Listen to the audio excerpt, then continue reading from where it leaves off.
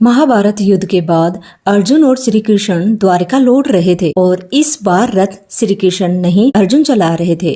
द्वारका पहुंचते पहुंचते अर्जुन बहुत थक चुके थे और वो गहरी नींद में सो गए। शाम का समय हुआ। रसोई में सुगंधित व्यंजन परोसे जा चुके थे। रुक्मिणी जी ने प्रेम पूर्वक भगवान को भोजन परोसा और प्रारंभ करने को कहा प्रभु भोजन कीजिए।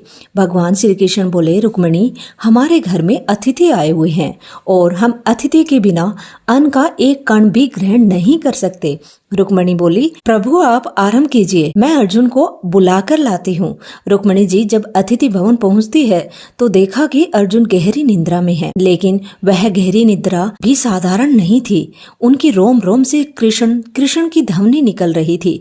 उनके पूरे शरीर से ऐसा प्रतीत हो रहा था मानो हर कोशिका भगवान का नाम जप रही हो। रुक्मिणी जी उनको जगाना भूल गई और उनकी आंखों में से आंसू बहने लगे और वो वहीं खड़ी हो गई और धीमे धीमे हाथों से तालियां बजाने लगी। उधर भगवान ने नारद जी को कहा, देखो तो सही, भोग ठंडा हो रहा है, कोई नहीं आया। नारद जी तुरंत अतिथि भवन पहुंचे और उन्होंने वहां का दृश्य देखा तो दंग रह गए। नारद जी को दिव्य प्रेम का साक्षात दर्शन हुआ और वह भी अर्जुन को जगाना भूल गए और वहीं बैठकर अपनी वीणा पर गोविंद गोविंद की धुन बजाने लगे। अब उधर सत्यभामा जी ने प्रभु को कहा, भोग ठंडा हो रहा है, प्रभु आप भोजन आरंभ कीजिए। भगवान बोले, हम अतिथि के बिना अन्न ग्रहण नहीं करेंगे, अब तुम ही जाकर देखो क्या हो रहा है। सत्यभामा जी वहां पहुंची। वहां का दृश्य देखकर मोहित हो गई और वह नारद जी की वीणा की धुन पर नाचने लगी। उसका भी मन उस भाव में इतना डूब गया कि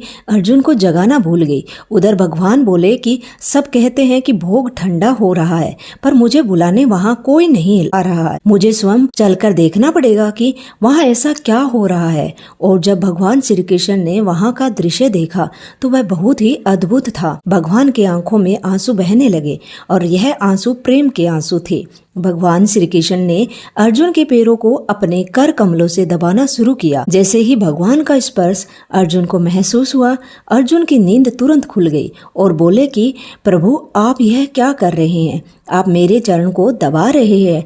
मैं तो आपका सेवक हूँ, मेरा शरीर, मेरा मन, मेरा प्राण सब कुछ आपके लिए है। भगवान श्री कृष्ण अर्जुन को उठाया। उनके नेत्रों में आंसू बह रहे थे और मंद मुस्कान के साथ वो बोले, पार्थ, आज मैंने देखा कि जब भक्त का रोम रोम मेरे नाम में डूबा हुआ हो तो वहाँ साक्षात भगवान ही जाते हैं। बोलिए राधे कृष्णा।